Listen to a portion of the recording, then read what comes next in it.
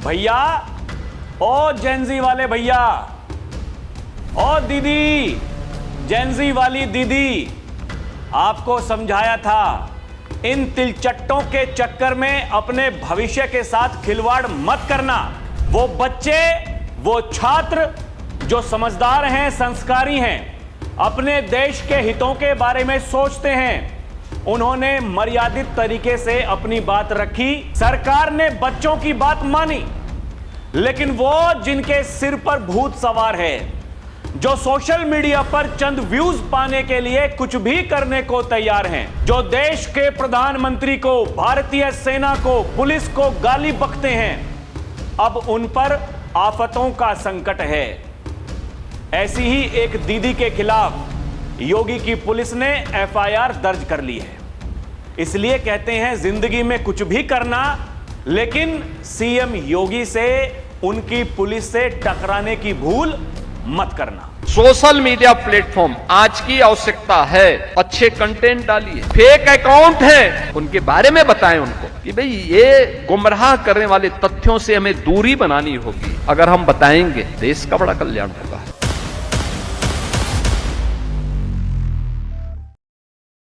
दर्शकों नमस्कार, DNP India देख रहे हैं आप, साथ हूं मैं आपके राहुल चौधरी।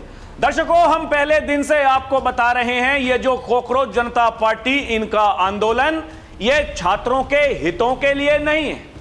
ये देश विरोधी एजेंडा लेकर के भारत में आए हैं, भारत में अराजकता पैदा करना चाहते हैं, और जगह जगह इन्होंने पूरे देश में, जिस दिन जंतर मंतर पर बवाल हो रहा था, उसके बाद भी जो तांडव करने की कोशिश की, आपने देखा होगा कि मामला सुप्रीम कोर्ट में गया। सुप्रीम कोर्ट ने कहा कि देखिए, जो बच्चे हैं जिन्होंने किसी की बातों में आकर के कुछ गुनाह कर दिया है, भाई उनको तो आप बख्श दीजिए, जो नाबालिग हैं उनको छोड़ दीजिए।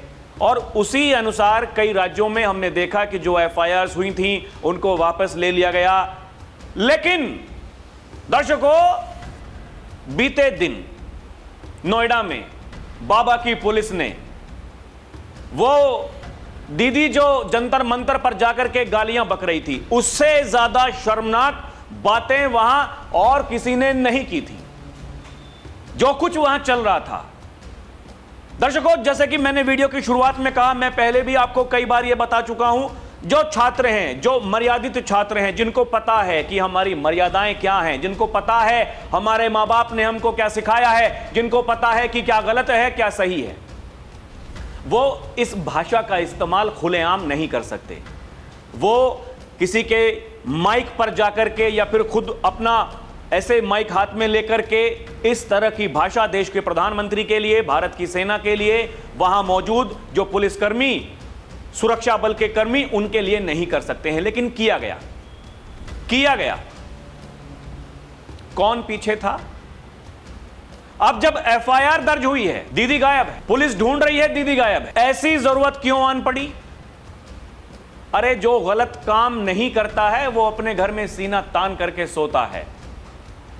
हम नहीं गलत काम करते हैं, जो रूल्स हैं उनको फॉलो करते हैं, हमें कोई दिक्कत नहीं, हम किसी से नहीं डरते, डरने की जरूरत है ही नहीं। लेकिन जब आपको पता है कि यह गलत है, आप फिर भी उस काम को कर रहे हैं, वो किसी की वित्तीय महत्वाकांक्षाएं हो सकती हैं, किसी को बहुत जल्द बड़ा नेता बनना होता है, भाई वो राजनीतिक महत्वाकांक्षाएं हो सकती हैं।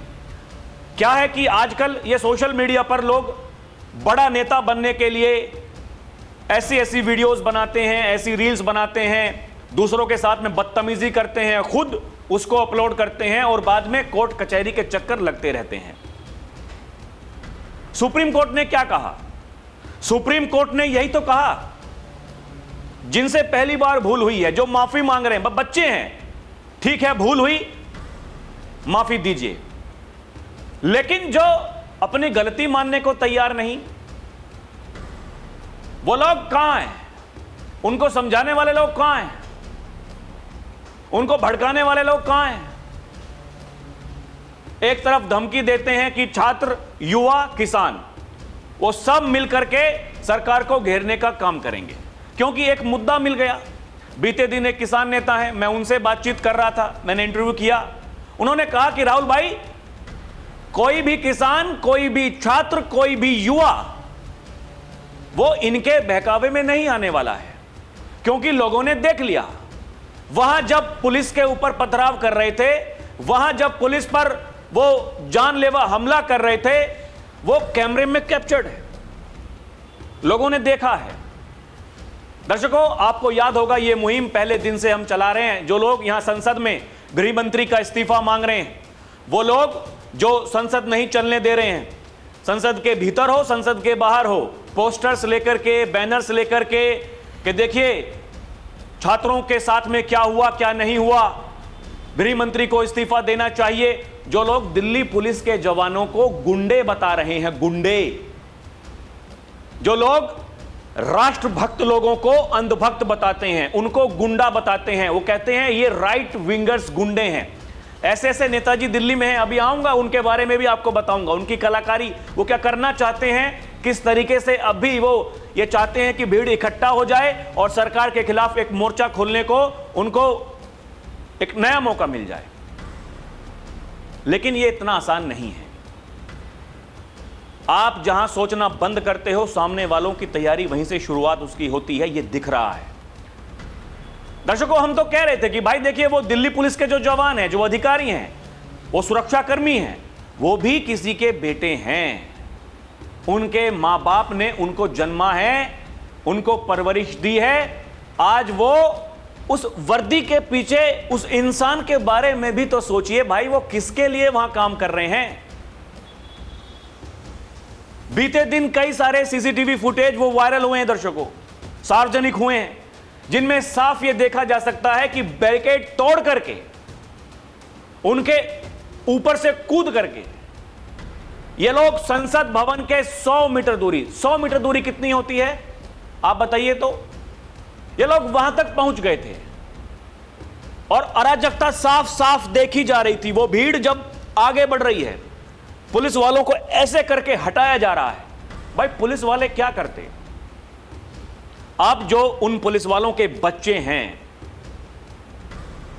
उनकी जो घर में और दूसरे लोग हैं, उनकी बीवी हैं, वो सामने आई हैं। उन्होंने कहा कि भैया हमारे बारे में कौन बात करेगा, हमारी आवाज कौन उठाएगा। छात्रों की आवाज उठाई, सरकार ने बात मानी, वो आवाज उठनी चाहिए थी, उठी। उन जवानों के बारे में कौन बोलेगा? दर्शकों, वो लोग तो नहीं बोल सकते जो उनको गुंडे बता रहे हैं, वो लोग नहीं बोलेंगे। कैसे बोल देंगे?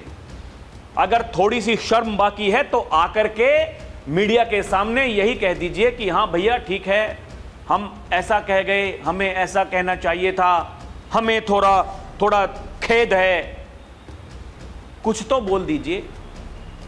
लोग वो इंतजार कर रहे हैं, उनके जो घर वाले हैं। मामला जब सुप्रीम कोर्ट में गया, जब वो दिल्ली पुलिस के सुरक्षा कर्मी के जो घर वाले हैं वो सुप्रीम कोर्ट पहुंचे, जो याचिका दायर की गई उसमें भी यही था कि भैया हमारा भी तो कुछ हक है। वहां जो दिल्ली पुलिस के अधिकारी हैं, उनके बेटे, उन्होंने कहा कि जब मेरे पिताजी घर आए, उनकी शर्ट वो खून से एकदम लथपथ थी, सनी हुई थी खून से। उनका खून नहीं है। किसके लिए काम कर रहे हैं वो? किसके लिए काम कर रहे हैं?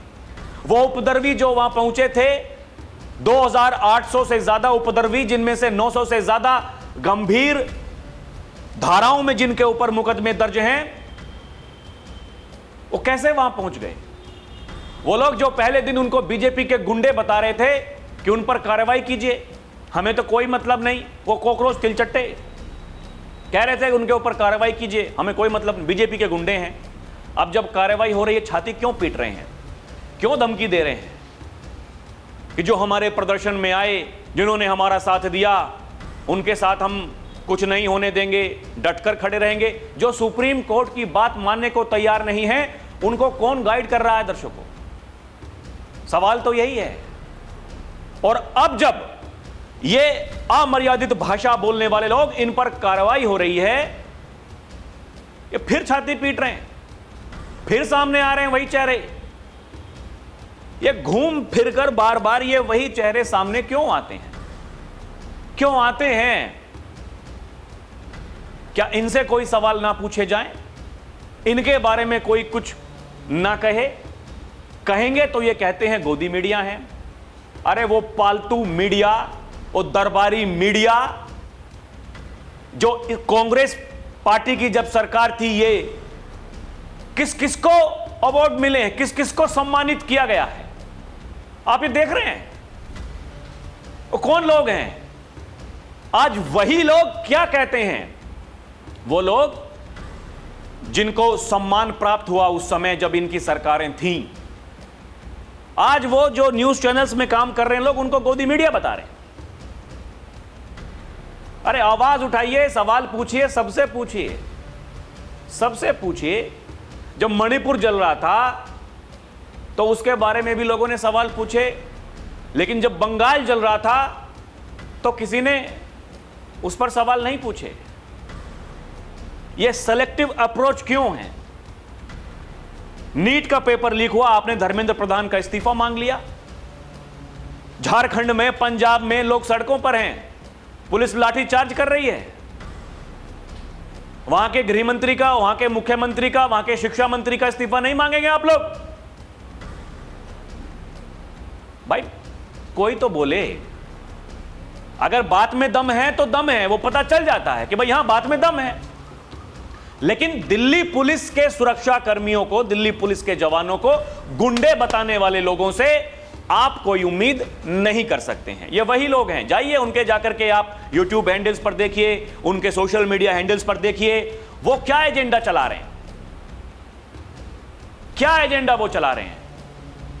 100 से ज्यादा पुलिसकर्मी घायल हुए, किसी ने एक वीडियो बना देते, एक वीडियो, एक बार ये कह देते, अरे हम तो कह रहे हैं भाई छात्रों के साथ में ऐसा नहीं होना चाहिए था, पहले दिन से कह रहे हैं। छात्र मेहनत करते हैं, उनकी मेहनत रंग लानी चाहिए। रंग में भंग डालने का काम अगर कोई करता है वो जेल में सड़ना चाहिए। सरकार हरकत में आई, सरकार ने तुरंत किसी बच्चे का 1 साल खराब ना हो दोबारा से टेस्ट करवाया। जो लोग उसमें उत्तीर्ण हुए उनकी काउंसलिंग चल रही है, वो कहीं दाखिला लेंगे, पढ़ेंगे, इस देश का नाम रोशन करेंगे। लेकिन जिनको इस देश से कोई मतलब नहीं है वो हमेशा इस देश के खिलाफ आग उगलेंगे, जहर उगलेंगे, आगजनी करने का प्रयास करेंगे, तोड़फोड़ करने का प्रयास करेंगे, क्योंकि ये वही लोग हैं जिनको शांति अच्छी नहीं लगती, जिनको विकास अच्छा नहीं लगता दर्शकों। और इसमें कहने में कोई गुरेज नहीं है।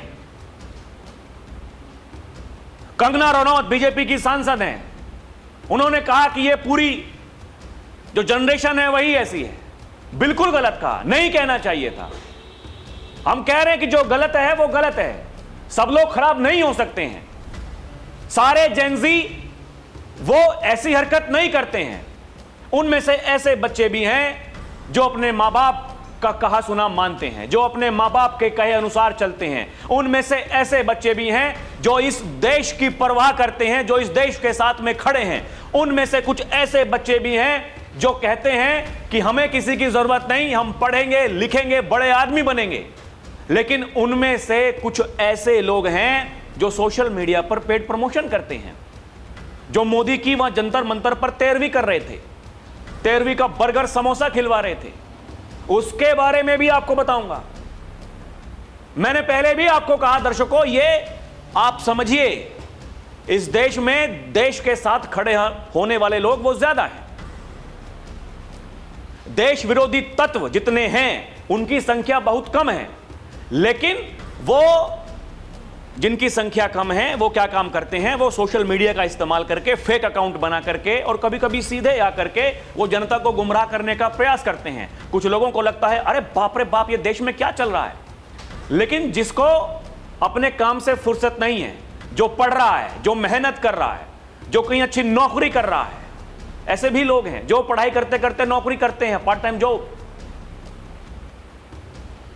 उनको इस दुनियादारी से, इससे मतलब नहीं है। उनको मोदी की कब्र नहीं खोदनी है, योगी की कब्र नहीं खोदनी है, उनको भारतीय सेना को गाली नहीं देनी है। उन्हें पता है उन्हें क्या काम करना है, उन्हें पता है वो कैसे कामयाब होंगे। दर्शकों, हमारा भी किसी ने ऐसे हाथ नहीं पकड़ा था आइए बेटा आपको बड़ा आदमी बनाते हैं, आइए आपको वहां चांद पर लेकर के जाते हैं, जो मेहनत करेगा कामयाब होगा। और जहां जब जरूरत पड़ी उसी अनुसार मेहनत की, कामयाब हुए।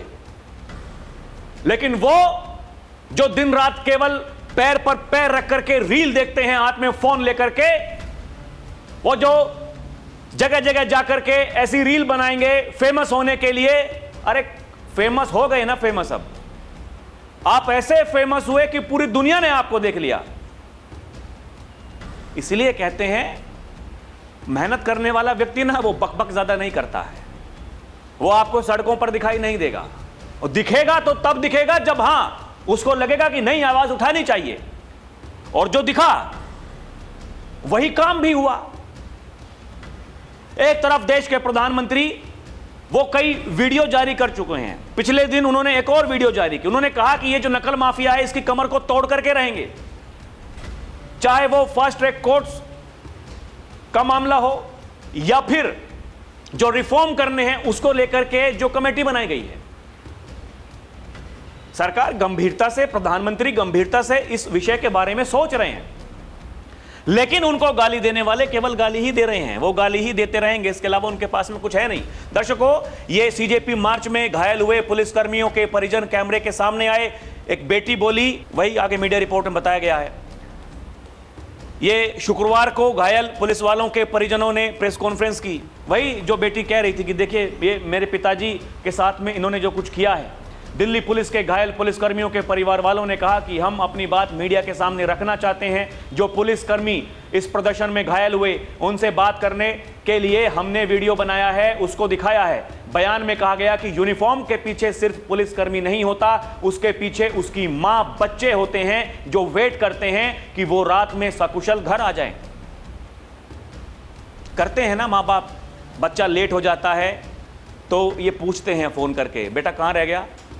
बेटा बताता है या बेटी बताती है, मम्मी पापा मैं उस जगह हूं, मैं आ रही हूं, या बेटा कहता है मैं आ रहा हूं। अरे भाई, जिनकी नौकरी लग गई, उनके माँ बाप उनके घर में हैं, या फिर जिनकी शादी हो गई, उनकी बीवी है, उनके बच्चे हैं, बच्चे इंतजार करते हैं हमारे माँ बाप आएंगे, जो भी कमाने वाले हैं। अगर माँ कहीं जाती है या बाप कहीं जाता है तो वही लोग कह रहे हैं कि वेट करते हैं लोग कि ठीक ठाक शाम को घर उनका चेहरा देखने को मिले, लेकिन कोई वहां भीड़ में इकट्ठा होकर के उनकी जान लेने की कोशिश करता है और उनको बचाने का प्रयास किया जा रहा है। बताया जा रहा है सीजेपी और छात्रों के प्रदर्शन के दौरान दिल्ली में घायल हुए एक एएसआई की पत्नी सीमा ने कहा कि प्रदर्शन में उपद्रवी मौजूद थे। उन्होंने कहा कि पुलिस वालों का भी परिवार होता है। घायल एएसआई की बेटी ने कहा, मेरे पापा को क्रिमिनल बताया गया। उनकी पत्नी ने बताया कि पुलिस वालों को पत्थरों से मारा गया। अरे पुलिस वालों को क्रिमिनल बता रहे हो आप लोग, पत्थरों से मार रहे हो आप लोग, डंडों से मार रहे हो आप लोग, और आप ये सोचते हैं कि आपके खिलाफ कोई कार्रवाई नहीं होगी। दर्शकों, जो मैंने आपको बताया, ये देखिए कि मेरे पिता की वर्दी वो खून से सनी थी। प्रोटेस्ट में घायल पुलिसकर्मियों के परिवार ने प्रेस कॉन्फ्रेंस कर बयां किया दर्द। बताया जा रहा है ये पुलिसकर्मी जो घायल हुए, प्रदर्शनकारियों के साथ झड़प में 5 आईपीएस अधिकारी समेत 180 पुलिसकर्मी घायल हुए। इस दौरान 60 प्रदर्शनकारी भी जख्मी हुए थे। शुक्रवार को घायल पुलिसकर्मियों के परिजनों ने प्रेस कॉन्फ्रेंस कर अपना दर्द बयां किया। जवानों के परिजनों ने इंसाफ की मांग करते हुए बताया कि भीड़ ने पुलिस के ऊपर पत्थर फेंके, जूते चप्पल से हमला किया। घायल एसीपी के बेटे ने कहा, जंतर मंतर में हुए प्रदर्शन में छात्र नहीं थे। उनके पिता ने उन्हें बताया कि प्रदर्शन में शामिल लोग छात्र नहीं लग रहे हैं, और अगले दिन ही हिंसा में वो घायल हो गए। मतलब भाई, जो इंसान देखता है, जो देख रहा है, वो देख करके आकर के अपने घर बताएगा ना। बच्चे पूछते हैं, ये कहते हैं कि अरे पापा क्या आप वहां पर देख रहे हैं, क्योंकि बच्चे वो भी हैं, बच्चे वो भी हैं। तो उनके पिताजी जो अधिकारी वहां काम कर रहे थे, बच्चों को घर जाकर के बताया कि वो बच्चे नहीं लग रहे हैं, वो उपद्रवी लग रहे हैं। अगले ही दिन ये कांड हो गया। लेकिन कुछ लोग केवल एक तरफा बात करेंगे और वहीं आपको आसपास उसके घुमाने की बात करेंगे। ये दीदी है दर्शकों, वो दीदी जिसकी मैं बात कर रहा था। ये पीएम मोदी को गाली देने वाली नोएडा की लड़की के खिलाफ 0 एफआईआर दर्ज हो गई है। यह कार्रवाई नोएडा के एक्सप्रेसवे थाने में गाजियाबाद की वकील स्मृति सिंह चंदेल की शिकायत पर हुई। लड़की की पहचान रुचिका सिंह के रूप में हुई है। इसका नाम रुचिका सिंह बताया जा रहा। रुचिका सिंह दीदी, जेंजी वाली दीदी बताया जा रहा है। दर्शकों, ये सबने वीडियो देखे हैं जो ये बकवास वहां की है, उसको दोबारा मुझे नहीं लगता कि बताना चाहिए, और मैं अपने मुंह से नहीं बोल सकता, ना मैं आपको दिखाऊंगा ये क्या बोली है, आपको पता है। दर्शकों, इसके अलावा हिंदू सुरक्षा सेवा संघ के प्रदेश अध्यक्ष अनूप खेतान ने भी एक वीडियो पोस्ट किया। उन्होंने दावा किया कि रुचिका सिंह वही लड़की है जिसने 23 जुलाई 2026 को दिल्ली में पीएम मोदी को गालियां दी थीं। उन्होंने घटना का वीडियो भी शेयर किया। ये लड़की नोएडा के एक मॉल में हेयर कटिंग का काम करती है। अरे काम करिए भाई, कुछ भी काम करिए, काम कोई छोटा नहीं होता है, काम कोई बड़ा नहीं होता है। इस पेट को पालने के लिए, अपने परिवार को पालने के लिए काम करना ही आपको पड़ेगा। भीख मांगने से काम नहीं चलता है। कितने दिन चलेगा? लोग गाली देते हैं, आप समझिए ऐसा। दर्शकों, आप देखते होंगे, आप कहीं जाते हैं, चौराहे पर रुकते हैं, लाल बत्ती होती है तो सबको रुकना ही पड़ता है। कुछ लोग आएंगे आपके सामने, वहां हाथ फैलाएंगे। लोग अपनी कार्स में बैठ करके, मोटरसाइकिल पर बैठ करके उनको गाली देते हैं, कहते हैं अरे तुम्हारे हाथ पैर चल रहे हैं, भीख क्यों मांग रहे हो, कुछ काम कर लो। लेकिन कुछ लोगों की आदत बन जाती है। खैर, उस पर मैं कोई टिप्पणी नहीं करना चाहूंगा। लेकिन आप देखिए ना, जो आदमी मेहनत करके कमा करके खा रहा है उसको सब अच्छा ही बोलेंगे। लेकिन अगर किसी की जेन्युइन प्रॉब्लम है, दर्शकों गौर करिएगा, अगर किसी की जेन्युइन प्रॉब्लम है, वो बेचारा कुछ करने के लायक नहीं है, उसकी मदद सबको करने में अच्छा लगता है। लेकिन जो सामने से दिख रहा है, ये कर सकता है लेकिन नहीं कर रहा है, उसको देख करके चिढ़ होती है। इसीलिए समाज में ऐसे काम करो कि आपको देख करके किसी को आपसे चिढ़ ना हो। अगर आपकी वजह से किसी दूसरे को परेशानी हो रही है, किसी की भावनाओं को वो ठेस पहुंच रही है, तो फिर आपको सुधरने की जरूरत है। आप जो बक रहे हो, उस बकने से पहले आपको सोचना चाहिए कि आप जो बक रहे हो किसको परेशानी हो रही है। कुछ भी बक देने से आपको लगता है कि आपकी लोकप्रियता बढ़ेगी, आप रातों रात स्टार हो जाओगे, आपसे चिढ़ने वालों की संख्या और बढ़ेगी। समझने वाले समझ जाएंगे, बाकी जिनको वही ढाक के 3 पात वाली कहानी में चलना है, उनका कोई इलाज नहीं हो सकता। दर्शकों, वो वकील जो हैं जिन्होंने शिकायत की है, उनका भी बयान सामने आया। उन्होंने कहा, अपने इंस्टाग्राम पर एक वीडियो पोस्ट किया, कहा कि मैं सुप्रीम कोर्ट में वकील हूं, मैंने जंतर मंतर पर अभद्र और आपत्तिजनक टिप्पणी करने वाले आंदोलनकारियों के खिलाफ एफआईआर दर्ज कराई है। प्रदर्शन के दौरान देश के प्रधानमंत्री, उनकी दिवंगत माता के खिलाफ अपमानजनक भाषा का इस्तेमाल किया गया। मैं भी एक मां हूं, मैं नहीं चाहती कि हमारे बच्चे सोशल मीडिया पर ऐसी भाषा सुने या उसे सामान्य मानकर उसका समर्थन करें। इसी कारण मैंने ये कानूनी कदम उठाया है। उन्होंने कहा, हम हिंदुस्तान में रहते हैं, संस्कारों में पले बड़े हैं, हम अपनी भाषा में मर्यादा, शालीनता बनाए हमें रखनी चाहिए। किसी भी व्यक्ति का अपमान करने के लिए गंदी या भद्दी भाषा का प्रयोग नहीं होना चाहिए। पूरा देश हमें देख रहा है, हमारे व्यवहार से समाज पर प्रभाव पड़ता है, वो ये कह रही। दर्शकों, कुछ लोगों को यह लग रहा है कि भाई ये 0 एफआईआर क्या होती है, तो वो भी मैं आपको बताने वाला हूं। ये 0 एफआईआर एक ऐसी एफआईआर होती है जिसे किसी भी पुलिस थाने में दर्ज कराया जा सकता है, चाहे घटना उस थाने के इलाके में हुई है या नहीं हुई है। एफआईआर दर्ज होने के बाद संबंधित थाना इसे घटना वाले इलाके के थाने में भेज देता है। मतलब देखिए, आप तत्परता देखिए यूपी पुलिस की कि भाई अगर कोई शिकायत लेकर के आया है तो 0 एफआईआर दर्ज हो गई, बाद में जहां उसका एड्रेस होगा वहां भेज दिया जाएगा। भाई वो थाना जो होगा वो जांच करेगा, जांच तो होगी। लेकिन वही मैंने कहा कि योगी से टकराने का पंगा, वो भूल जो लोग कर रहे हैं कि पंगा लेंगे कुछ नहीं होगा, अरे भैया पीढ़ियां खराब हो जाएंगी, ध्यान रखिएगा। बाबा ने एक ट्रेलर दिखा दिया प्रयागराज में, मैंने खबर बनाई थी, दर्शकों आपने देखी होगी। 10 उपद्रवी को पकड़ करके जेल में भेज दिया, बोला जाइए।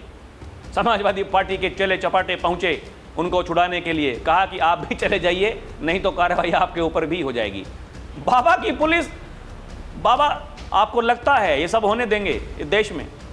वही लोग कह रहे हैं, दर्शकों देखिए, ये गालीबाज रुचिका सिंह है, इसके खिलाफ एफआईआर दर्ज हो चुकी है, ये फिलहाल फरार है। लोग कह रहे हैं कि बाबा की पुलिस इनकी सारी क्रांति निकाल देगी, ये जो क्रांति करने के लिए वहां चले थे वो क्रांति निकलेगी। लोग कह रहे हैं कि ये जो लोग पीएम मोदी को गाली बक रही थी, ये लड़की वहां पर, जो लोग और भी थे इनके साथ में, अभी ये देखिएगा क्या हुआ है। अगर ये नई जनरेशन की रोल मॉडल है तो इन पर थू है, ये लोग कह रहे हैं दर्शकों। अगर ये नई जनरेशन की रोल मॉडल हैं, इन पर थू है। ये लड़की है, बहुत हुआ तो 2 से 4 दिन थाने में बुलाया जाएगा या 1 से 2 दिन की जेल होगी, छोड़ दिया जाएगा। लड़का होता तो अब तक पैर तोड़ दिए होते। आप समझ जाइए बाबा की पुलिस क्या काम करती है, कैसे होता है, क्या नहीं होता है। वही दर्शकों, अब कुछ लोग एजेंडा चला रहे हैं, नाबालिग है, पुलिस देखिए क्या कर रही है क्या नहीं कर रही है। लोग ये भी बता रहे हैं कि ये 25 साल की है, नाबालिग नहीं है, नौकरी कर रही है। एजेंडा मत चलाइए। लोग ये कह रहे हैं कि योगी आदित्यनाथ की जय हो, नो वन कैन एस्केप, सबका नंबर आएगा। योगी पर भरोसा है तभी तो, योगी की पुलिस पर भरोसा है तभी तो। इसलिए नहीं बाबा कहते हैं कि अगर जिसके दिमाग में गर्मी आती है, एक चौराहे पर गलत काम करता है, अगले चौराहे पर यमराज खड़ा हुआ इंतजार कर रहा होता है। वो यमराज फिर अपने हिसाब से काम करता है, किसी का परमानेंट टिकट काटना है या फिर किसी को समझाने की कोशिश करनी है एक बार, फिर पूरी जिंदगी लंगड़ा होकर के घूमते रहो। दर्शकों, एक ये कलाकार जिसके बारे में मैंने आपको बताया, ये जंतर मंतर पर गंदी गंदी गालियां देने वाली, प्रधानमंत्री नरेंद्र मोदी जी की 13वीं का समोसा बांटने वाली, ये निशु इसका नाम बताया जा रहा है, ये उसके मकान मालिक ने घर खाली करने को कह दिया है, बोला जाइए। और देखना, मतलब ये ऐसे लोग हैं, ये खुश होकर के बता रही है, अरे इससे तो जंतर मंतर पर ना जाते तो अच्छा होता, अब देखिए घर खाली करना पड़ रहा है। यहाँ जो किराए पर रहते थे दूसरी जगह पर जा रहे हैं, वहाँ किराया 2 गुना है। और एक और कहानी इसकी जानिए। लोग बता रहे हैं ये जो 13वीं का समोसा बांट रही थी, ये सोशल मीडिया पर पैसे के लिए कुछ भी कर सकती है। जैसे एक वीडियो में उसने एक फर्जी शेयर बाजार एजेंसी का प्रमोशन किया, कह रही है एक दिन में मैंने 50,000 रुपए कमा लिए। फिर लोगों ने जब कमेंट में इसको, क्योंकि भाई देख, लोग जो जिनको बेवकूफ बनाओगे वो लोग आपको क्या लगता है आपको गाली नहीं देंगे। जब लोगों ने इसको गाली दी तो फिर ये एक फिल्टर लगाकर अपना रोना करने लगी, कहा मैं गरीब हूँ, मेरी आर्थिक स्थिति ठीक नहीं है, इसलिए कई बार झूठ बोलना पड़ता है, पेड प्रमोशन करना पड़ता है, पेड प्रमोशन करना पड़ता है। ठीक है, लोग कह रहे हैं अब आप सोचिए कि जंतर मंतर पर नौटंकी करने, मोदी जी को गालियां देने, मोदी जी की 13वीं का समोसा बांटने के लिए इसे कितना पैसा दिया गया होगा। भाई ये पेड प्रमोशन कर रही है, झूठ बोल रही है। तो वही इनकी सच्चाई देखिए दर्शकों, ये साधारण लोग नहीं हैं। अब क्या हो रहा है, तस्वीरें आप भी देख रहे होंगे, हम भी देख रहे हैं। ऐसे ऐसे लोगों को जो मकान मालिक हैं कह रहे हैं भागो यहाँ से, खाली करो मकान। इनको कहीं रेलवे स्टेशन पे, कहीं मेट्रो में, कहीं ऑटो में, जहां जहां राष्ट्रवादी लोग मिल रहे हैं इनको कूट रहे हैं। अब दिल्ली के नेताजी सत्ता से बाहर हैं, देखो ना क्या पोस्ट करते हैं। Dear Delhi Gen Z, if any student who peacefully participated at Jantar Mantar protest is facing threats from right-wing goons in Delhi. Don't be scared. वो कह रहे हैं हमें बताइए और हमें घर बुलाइए, हम उनको देख लेंगे। बड़े वाले नेताजी तुरंत ये कहते हैं, अरे ये तो बहुत बड़ा ऐलान है, इन गुंडों को हम सब मिलकर ठीक करेंगे, इन गुंडों को हम सब मिलकर ठीक करेंगे। वो गुंडे जो जंतर मंतर पर पहुंचे थे, उन गुंडों को ठीक करने की मुहिम किसी ने चलाई क्या? आप इनकी हरकत तो देखिए दर्शकों, इनकी मानसिकता देखिए आप, ये क्या करना चाहते हैं इस देश में। वीडियो बना रहे हैं, कह रहे हैं एक तरफ चीन वो आर्टिफिशियल सन बना रहा है, दूसरी तरफ हमारे प्रधानमंत्री छोटे छोटे बच्चों पर एफआईआर करवाने में व्यस्त हैं। अरे प्रधानमंत्री नहीं करवा रहे हैं, इस देश में रहने वाले लोग करवा रहे हैं। वो वकील हैं सुप्रीम कोर्ट में, जो महिला वहां पहुंची शिकायत दर्ज कराने के लिए, एफआईआर कराने के लिए। उन्होंने कहा कि मैं नहीं चाहती हूं कि हमारे बच्चे सोशल मीडिया पर वो ऐसी गंदी गालियां सुने, ऐसी भाषा सुने। अरे नेताजी थोड़ी शर्म करो। दर्शकों, प्रियंका गांधी, उनकी पूरी टीम ये पुलिस कार्रवाई को लेकर केंद्रीय गृह मंत्री अमित शाह के खिलाफ संसद के मकर द्वार पर विरोध प्रदर्शन, रोजाना यही नौटंकी, यही ड्रामेबाजी। ये देखिए ना, उधर जो पत्रकार हैं रूबिका लियाकत, वो एक ट्वीट करती हैं, एक वीडियो डालती हैं, कहती हैं कि ये रिपोर्ट जो है ये ट्रेंड के इतर है, क्योंकि ये पुलिस के साथ हुई बर्बरता को उजागर करती है। क्या फोर्स इस देश की नहीं है? विपक्ष के नेता अपनी ही फोर्स पर हुए हमले पर प्रश्न क्यों नहीं कर रहे? क्या ये देश के नागरिक नहीं है? वही जो हम कह रहे हैं, पहले दिन से कह रहे हैं, वही रूबिका जी भी कह रही हैं। वही आज वो जो पुलिस वाले हैं, उनके बच्चे हैं, वो भी कह रहे हैं। दर्शकों, आपको लगता है कि ये कोई साधारण काम है?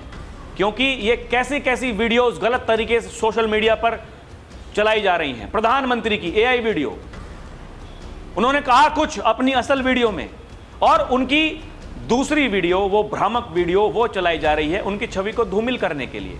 उस पर भी एफआईआर हो गई है।